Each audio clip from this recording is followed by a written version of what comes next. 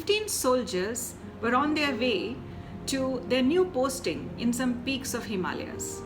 This is a true story, and I heard or maybe read somewhere.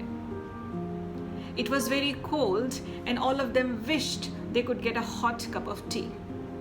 To their delight, they saw a small tea stall. They walked there, but they were quite disappointed to see it was locked. They decided to wait for a while. Time was passing by, and the tea stall owner didn't come. They decided to break the lock and make the tea, because they peeped in through the broken window and found everything that is required for tea was available.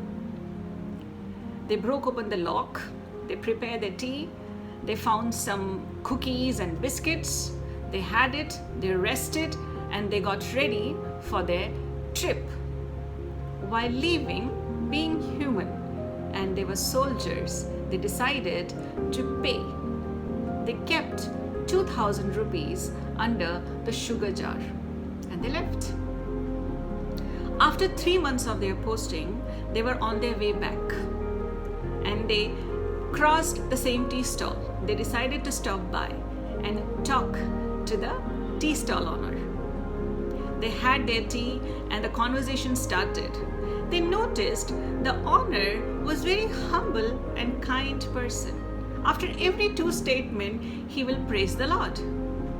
One of the soldiers said, "Old man, if you think God is so kind, why is not He giving you a better life?" The tea stall owner smiled and said, "No, don't speak like this, sir. The God is very kind. Let me tell you what happened to me 3 months back. My son was very sick, and I had to take him to hospital. I had to close my tea stall, which is my only earning.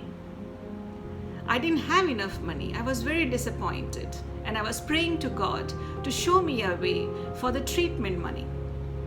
Do you know what happened when I came back to tea stall? God visited my tea stall. He kept 2,000 rupees under the sugar jar. I was so happy, and that was enough to take care of all the medication." Rumi said, "I look for God in the mosque and in the churches and in the temples. I didn't find, but when I looked within, I found the divine. You are the God you are searching for. God works through you and me.